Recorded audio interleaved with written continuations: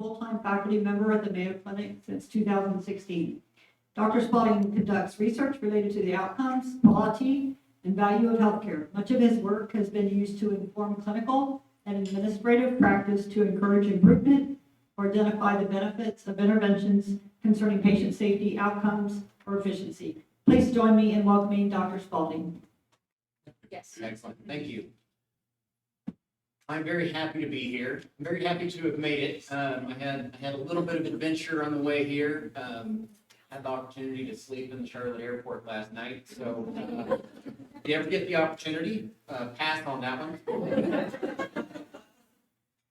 But I also use that as a disclaimer. If you see the wheel spinning a little bit, I need a moment, then it's because I got about an hour's sleep. So please stick with me, and if something doesn't make sense, it is very much me. In way of introduction, I appreciate the kind, warm welcome. As I've been sitting here listening to the different presenters and looking at the different posters, it did bring me back a bit. During my doctoral days, I was heavily engaged with HIMSS.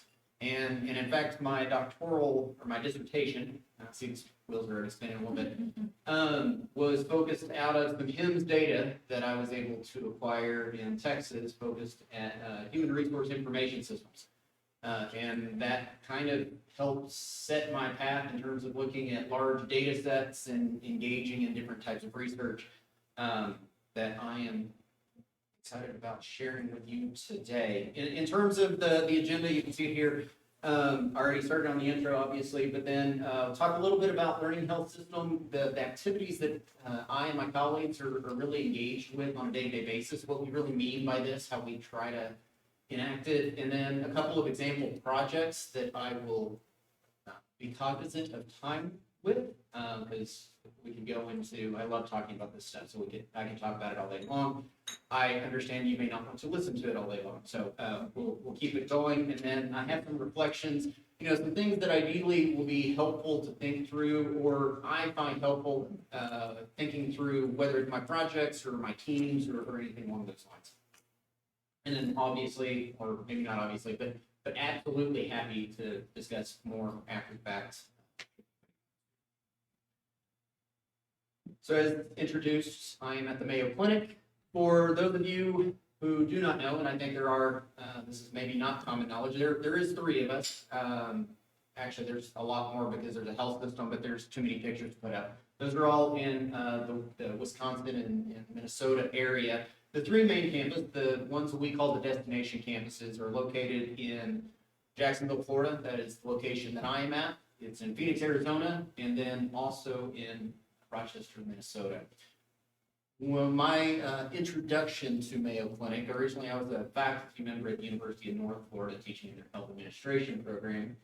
And when I was determining whether or not I was going to go to Mayo, I was introduced to the idea that the Mayos are a little bit like the 3 bears.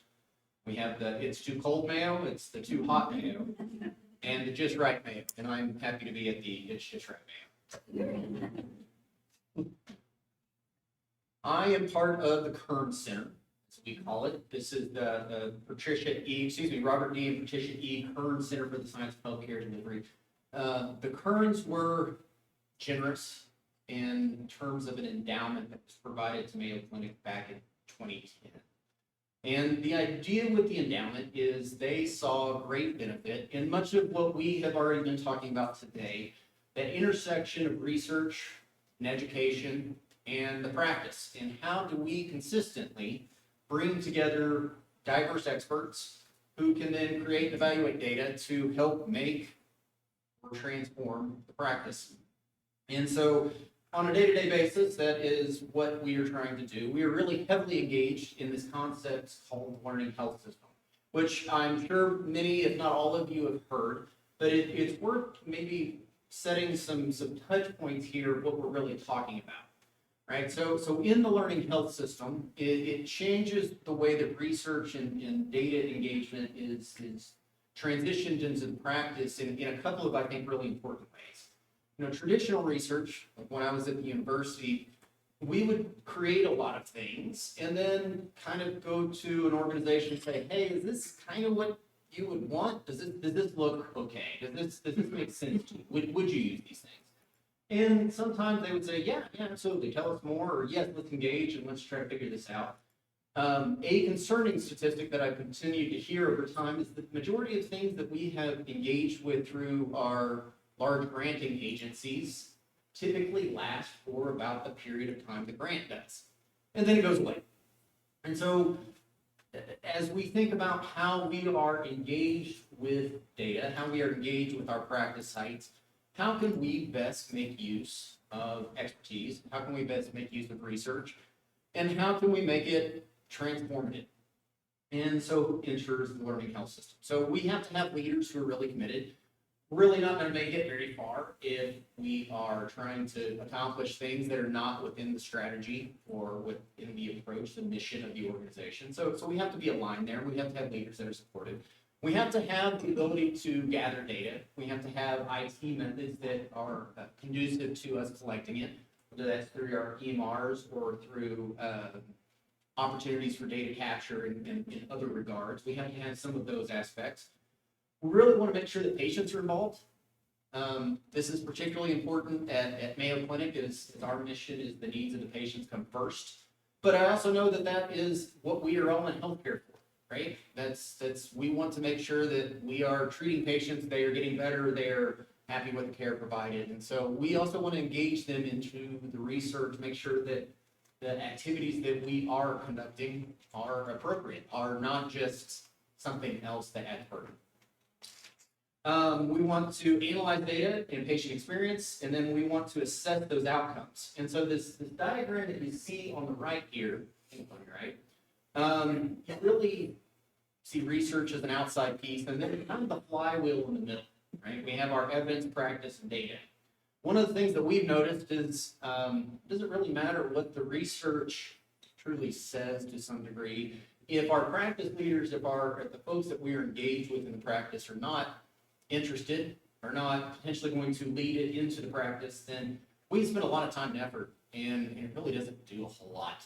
It might be a good publication, it might be a great grant, but it kind of stops there. And so we have worked diligently to try to create an opportunity where we have this learning healthcare system that is evidence-based, that is engaged with the practice, that meets the practice needs, and then continues to create an opportunity for additional evaluation. And I think that additional evaluation piece is really important. And I won't steal too much of my own thunder because I will talk about some projects that we've done that I think are engaged in that direction. In this slide, you see on the left that we have a number of programs. And so one of the things that I think is really pretty amazing with the Kern Center that I'm engaged with is that we bring a tremendous amounts of expertise from a variety of different areas, right? So you'll see here we have implementation science, but then we also have health systems engineering. And we have applied clinical informatics. We have some AI groups that are actually not listed here because they've been formed in the last year or so. Data science, we've got health services outcomes and research, which is really where I exist. Science and quality measurement, we're doing a lot of activities surrounding making sure that the measures that are being used to identify quality healthcare actually identify quality healthcare. And we're doing that internally, but we're also doing that and trying to disseminate that information so that what we measure and what we ultimately are being held accountable for actually produces the outcomes that we really want. And then we have some diversity science. We apply all of those kind of in that flywheel described in the previous slide to allow research to help inform the practice and the practice to come to us and say, hey, we need help evaluating. We need help with implementation science. We need help with ergonomics. We need help with maybe an AI model, developing of different opportunities, different assessments of types of interventions. And then based on that, maybe it gets more fully implemented. Maybe it gets de-implemented. Or maybe we have to say, well, we need more data, and so we got to be a little bit patient. And so we continue to have these conversations. Then ultimately, this creates a better Mayo Clinic. It creates a better healthcare system. and ideally better patient outcomes. I included this slide just to give you a little bit of an idea. So I would consider myself a generalist at this point. I feel a little bit like a kid in a candy store, honestly. As one of the very few in the Kern Center that is at Florida, we have approximately 20 faculty. 3 of us are in Florida, 1 in Arizona, and the rest in our mothership in Rochester. I get to be engaged with a lot of things. Now, a lot of it ends up being surgical outcomes focused, and those are going to be the projects that I talk about today. But then also have had the opportunity to do some employee wellness, to look at healthcare organizations and efficiency, to do some cost effectiveness.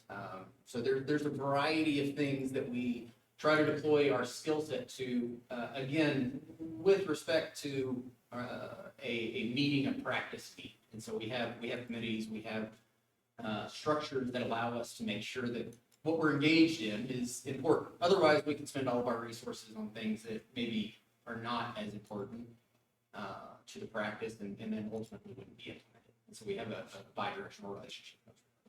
The first project that I want to talk to you about is this high KDPI, Kidney Donor Profile Index project that me and my team just completed. So one piece that I absolutely have to make clear is all the work that I present is focused on team research. There would be no research, there would be no impact, there would be no abilities without a tremendous number of experts engaged and consistently engaged. So in this regard, I was able to partner with a transplant nephrologist who actually brought the question up. This is the opportunities to generate ideas through relationships, through open lines of communication. It's one of the things that I think is most amazing about the opportunity for everybody to get in the same room, right? We have created a structure, our virtual realities of today have created so much opportunity to connect, but we've also structured them in such a way that it's hard to create opportunities for creativity sometimes. And so being in the same room, hearing similar things, being able to talk about it, I think is a tremendous investment in time and a really important one. This is an example of some research that can come out of those type of activities, because otherwise I probably would have never met this individual. In terms of the analytics team, I have an analyst, a data analyst that I work with quite a bit, who is a part of this, as well as a postdoctoral student that has been engaged.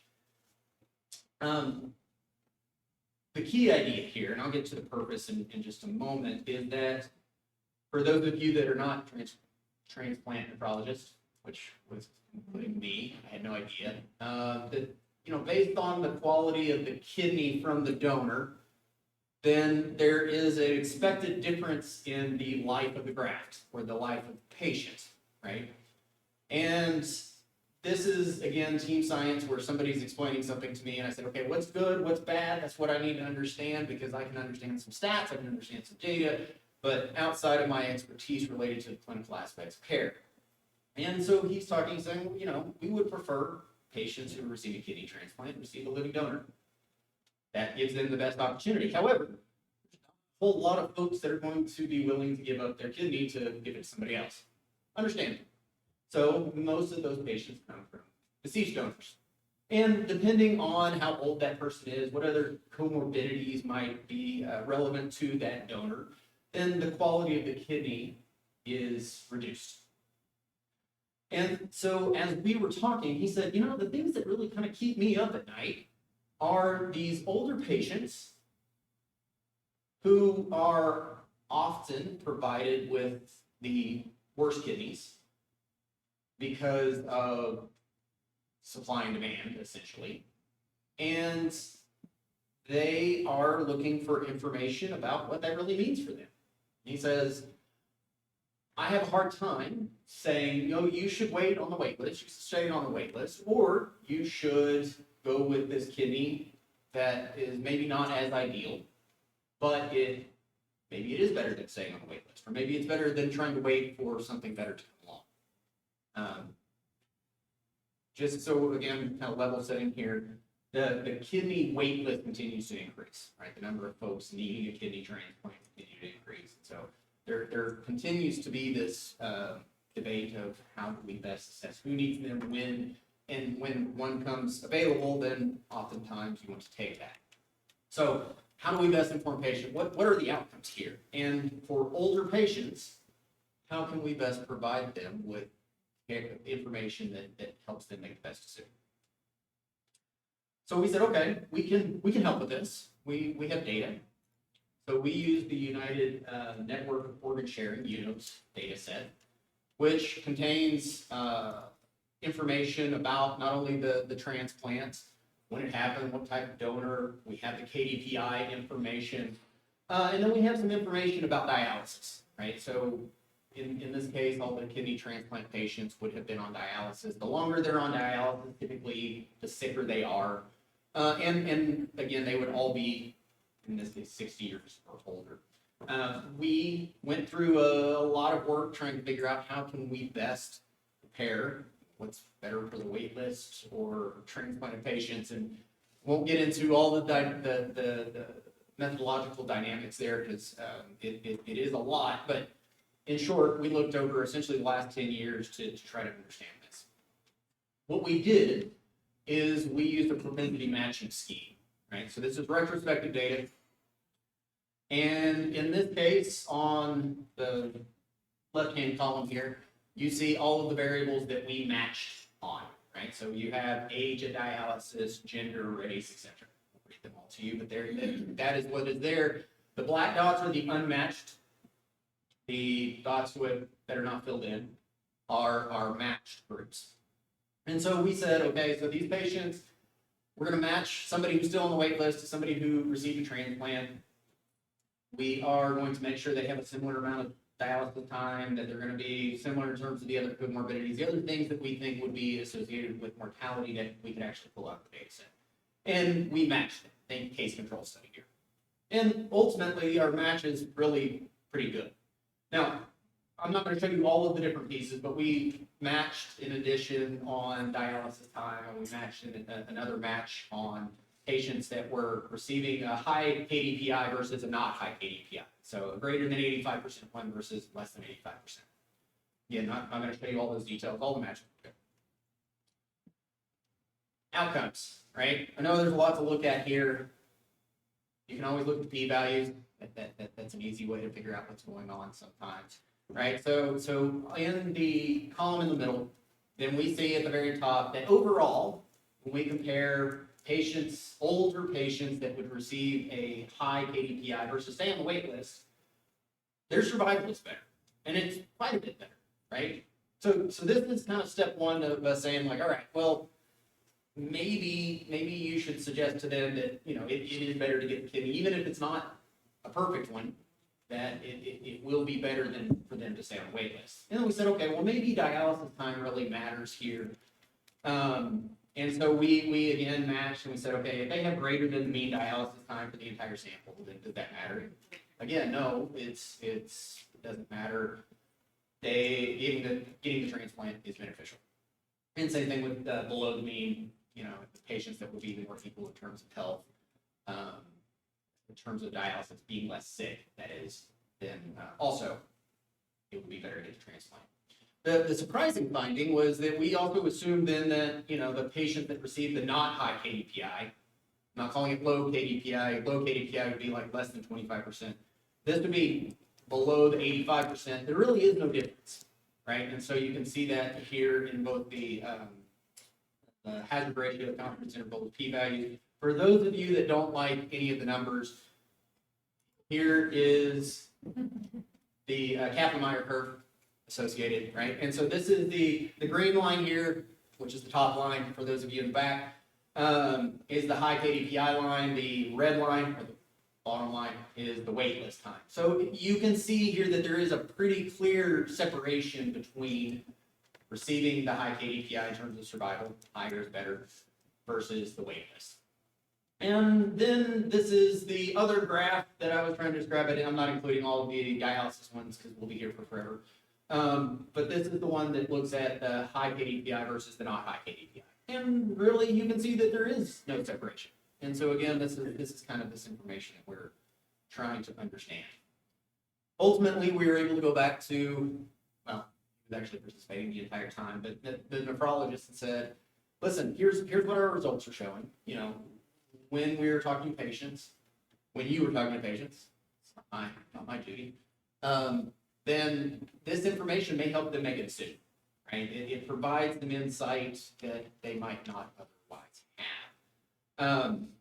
And so the results are there that you can read. One of the other pieces that we, you know, as we think about the flywheel, what else can we do here? What are the other steps? Is we have now started some processes to, one, think about what patients really care about, right? We assume that it's this. We know that there anecdotally are some of these components. But we have a project that we're starting that is going to go qualitatively evaluate what patients really want. You know, what are you concerned about when you are being, when we're discussing the KPI or the other aspects of your transplant care? So that's one aspect. And then we have a couple others, you know, when we're thinking about our large language models, we're thinking about our artificial intelligence, machine learning type models.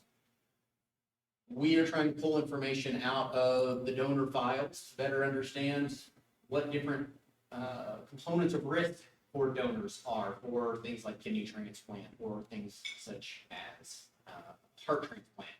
And so this is going to be a really important next step for us, because one of the things that we still are a little bit confused on is if you're getting a better kidney, you should survive longer. And if you are not, then, you know, there should be a difference that we should be able to see there. And the fact that we can't see that potentially suggests that maybe our measurement isn't as good as it could be. So how can we improve those things? So we're beginning to walk into those paths and bringing in some folks that have much more expertise in those areas than I might. Next project is a project that we did a couple years ago, looking at post-surgical remote patient monitoring to reduce preventable readmits and optimize length of stay, which is a mouthful. I'll draw your attention, I think, to the important piece here is that we had a big team, right? We had Erica Loomis is a surgeon, Johnny Reisenauer, also a surgeon. Susan Hallback is a systems engineer. Rochelle Wilford is a nurse in the areas that we were working on these surgical pieces. Carolyn Pearson is a study coordinator. Diane Klein helps do some qualitative research. Emily Brennan is the analyst who actually helped me with the high KDPI work, but a data scientist. And so, as you can see, there's a wide range of expertise. There's a wide range of knowledge here that is all kind of coalescing into understanding what is occurring here. The idea that we're really focused on is how can we use remote monitoring to better provide care, right? Started this project right around COVID. Right, so we are trying to keep patients out of the hospital. We are trying to make sure that we can transition them and then ideally see them as few times as possible to help reduce the spread of infections. I think this is kind of the diagram that best demonstrates it. I think we all probably have seen a number of things like this. We're probably integrating a number of ideas. You know, the current, or maybe this was current a few years ago, I think we probably have a number of hybrid models now. Essentially, you go to surgery, you go to recovery, and then at some point in time, you go back to the hospital and you say, here I am I doing okay? And the idea is that you would have kind of the first two steps, can't have surgery without going to the facility, but then we would be able to engage in some technology that would help us understand when things were occurring. Maybe those patients don't need to come back to the hospital. Maybe they don't need to come back for a visit. Maybe they need to come back a lot quicker than what we would otherwise see.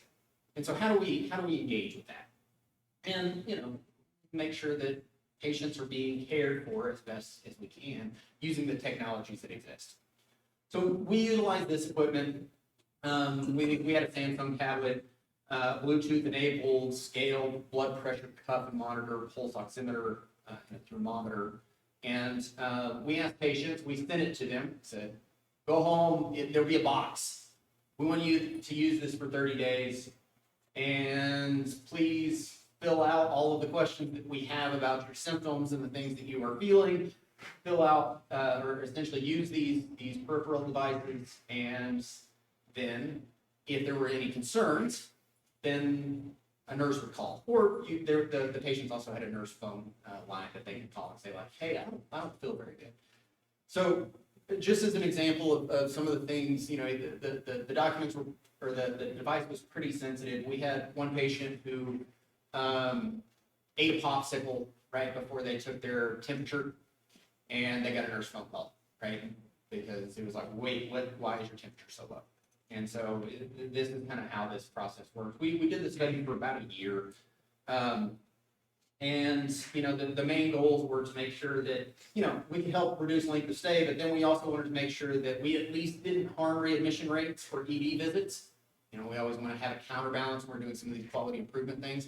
Hey, can we get patients out of the hospital sooner? But if we do that, we don't want them to come back more often because we discharge them too quickly. And then we also wanted to assess from a qualitative perspective, both physicians and patients who are engaged in this process. Won't go through all of this except to say the inclusion, all elective surgeries, right? No emergency surgeries.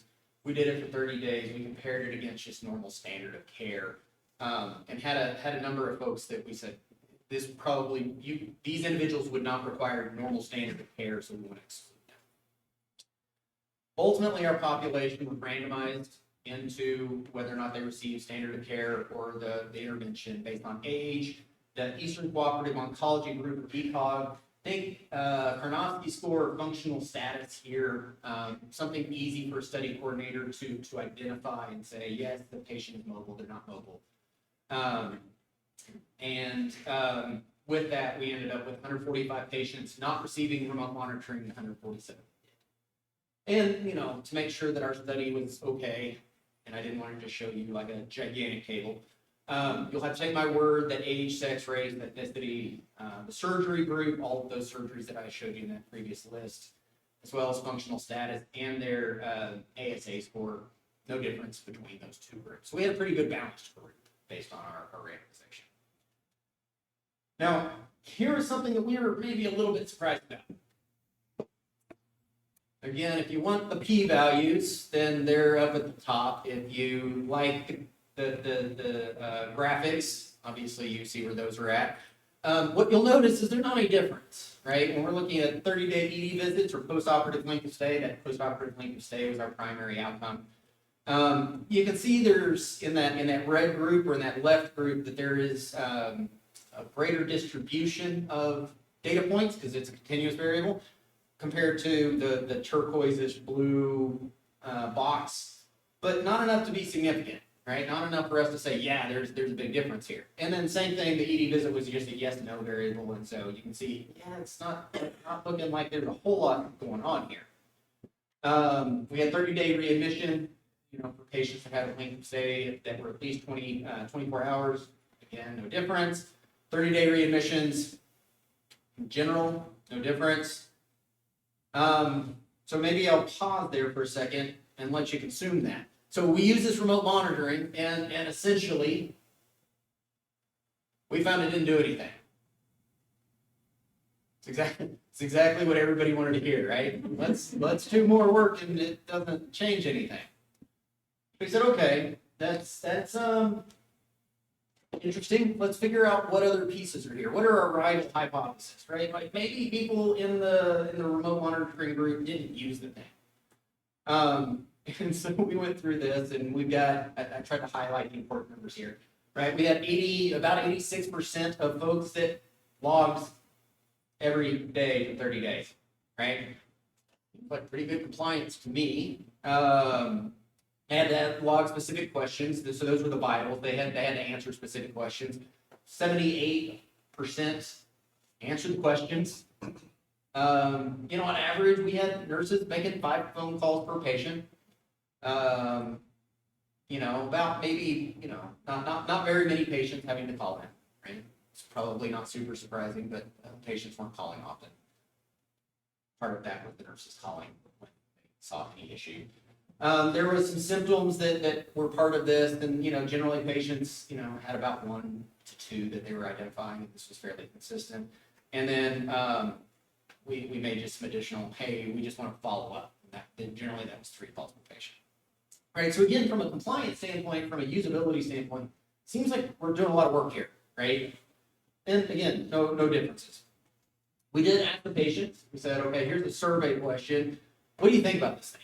And the scale here is 1 to 5, 5 being best, 1 being worst. You won't see anything below a 4.3, I believe, with the overall satisfaction there in turquoise being a 4.7, right? So overall, I really liked this. So this is great. And by the way, our technology didn't work super well sometimes, like the iPad or whatever it was, the Samsung. It would die if they didn't keep in charge for some of them, or it'd lose connection, they had to fill the thing back out. So there was some aggravation. They still liked the thing. So, you know, the 52 of the 147. So there's opportunities. We just got those that really liked it. So we did some interviews. We said, okay, let's figure out, let's dig a little deeper into some of the pieces. Here's the different groups. We had a surgical group, we had a patient group. You can see here, mostly what I wanted to demonstrate was that, you know, we had a little bit of distribution in terms of who we asked. It wasn't all the same type of individual. It wasn't all the same age. They all didn't have the same surgery, right? So we're getting some distribution here. We're getting some distribution in terms of the type of providers that were included. And so ultimately, we concluded that through our qualitative interview that with the surgeons that there was an issue with yield, right? Hey, we really probably don't need to provide this remote monitoring to all the patients. Some of them kept calling him the walking well, right? Like, walking well really doesn't need this. So that's a good point. We didn't really think about that before. Maybe that's a group that we don't necessarily need to think about. They wanted actionable data. It's like, I don't really know what to do with temperature data.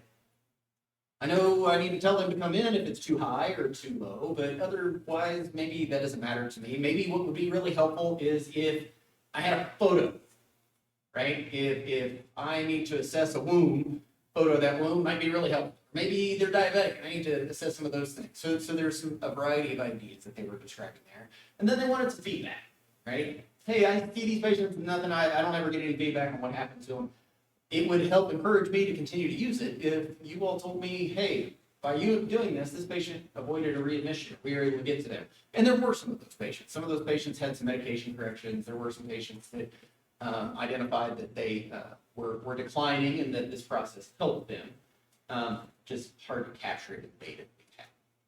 Patients seem to really like it, right? And one of the pieces that they continue to describe is this peace of mind. They're like, I don't really mind that I'm being looked at over and over and over again. It helps me understand what's going on. And I feel like people care. They did mention the technological issues. I don't like it that I have to keep it charged, or I don't maybe like it that I have to do it every day. And it doesn't register what I want it to, but overall they still identify it's a benefit. And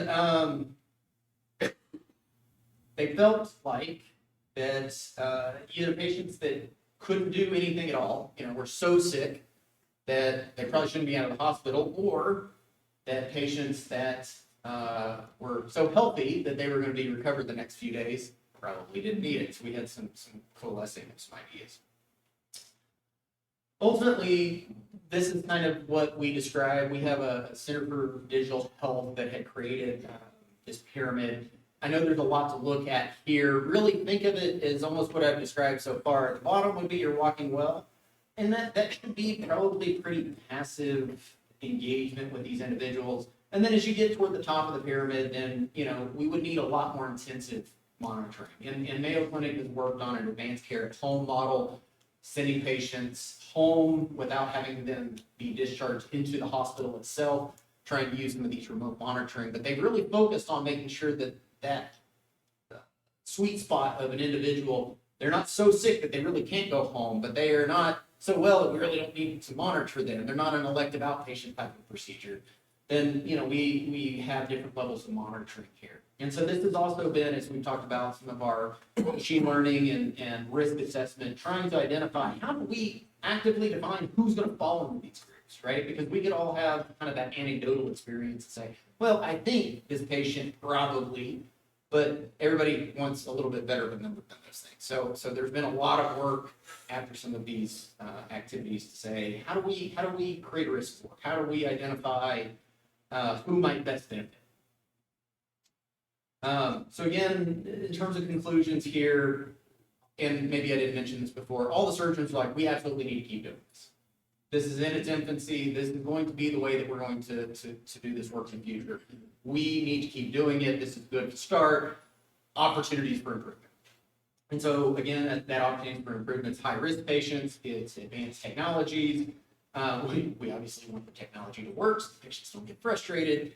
And, you know, part of this study, we did have a lot of folks that declined, right? No, I don't want to do this. I don't want to do this. And, you know, part of this is a research-heavy type of environment. Part of this is we don't, as a society, probably always want to fill out surveys and do these things. And so how do we make this more attractive? And that tends to be more on the research side than it probably does on the clinical side. But that was an observation as well. Ultimately, I'm going to skip this slide. This is just a conclusion of those previous two. This is learning health system ideas. Not all ideas that we encounter are necessarily going to say, like, yeah, there's a significant p-value, and that's the only thing that matters. With this learning healthcare system idea, we can have negative findings, we can have no findings, and still have some benefits to the practice. Maybe we don't want to jump in all in on this yet. Maybe we need to refine it a little bit, and then we'll come back to it, and we'll continue to do some of that evaluation. And so we are, to some degree, trying to fail fast, but then figure it out and re-implement, reevaluate. Okay, so reflections here. Let's see how much time I have. I need to maybe hurry up a little bit. So I'm gonna run through these. These are reflections. These are reflections that I give to my postdocs. These are reflections that I give to administrators that I work with. These are reflections that I reflect on of how do I work these teams out. And so I think a really important one is finding your why. Right? I remember being a doctoral student, walking through the research path, and if I didn't have a reason why I was doing that particular work, why I decided to move toward a doctoral degree, I would have abandoned it, because there's more dark days than there were sometimes bright days.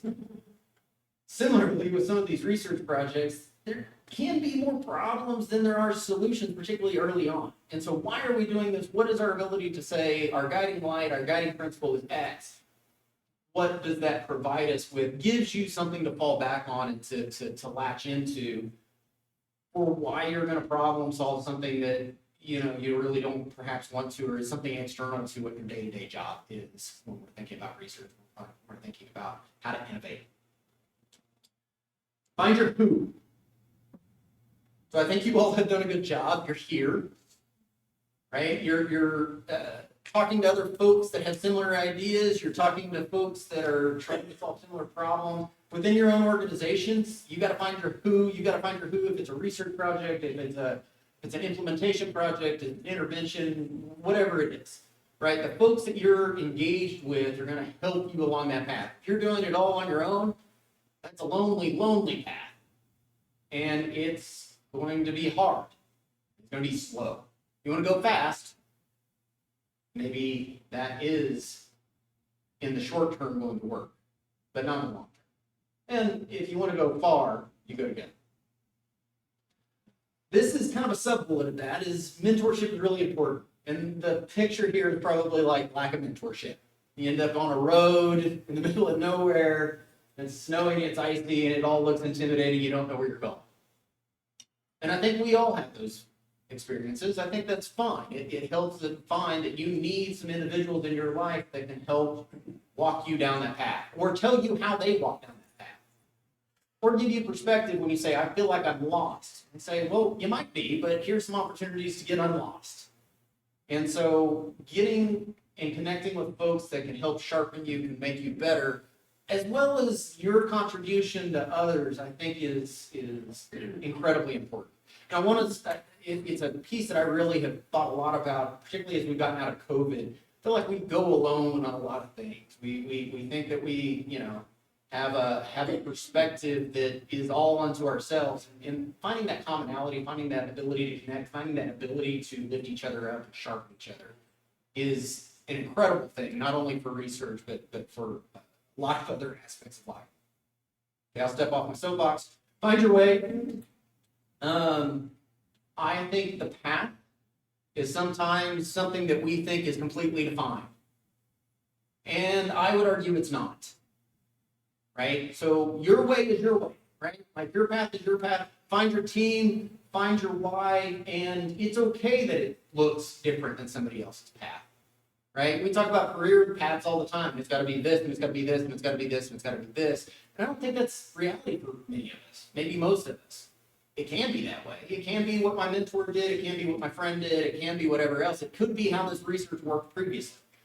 But we also have to find pragmatic ways for it to work within the practice. We have to find opportunities for that path to make sense in whatever context that we're engaged with. And then I was trying to be creative with my W's, forgetting the mentor one. So essentially find your how, right, whereby. And part of this is the opportunity to continue to grow and to engage in different ideas, right? So I've always liked this. If the only tool you have is a hammer, it's tempting to look at everything as a nail, right? If I say I am a specific type of scientist and that's the only type of science I'm going to do, then I'm going to think that almost every problem needs that type of science. And that might be true. It might be workable. It probably doesn't provide the best results. And so going back and thinking about all the other components is you need to engage with folks that maybe don't have the same perspective or wouldn't approach the problem in the same way. It doesn't mean that they're right. It doesn't mean that you're wrong. But it provides the opportunity to think about some things in a different way and to engage in some problem solving that otherwise you would just move through and use in the same fashion as you always have. And so I think that opportunity to be creative, that opportunity to think about your how, your whereby is incredible. I think those components are all aspects of the research process that I think are really pretty doable. I think they're pretty simple steps, but we often forget them. I think going back to basics a lot of times of how do I engage with folks? How do I start? How do I move forward? Who do I need to communicate with? How do I bring people along?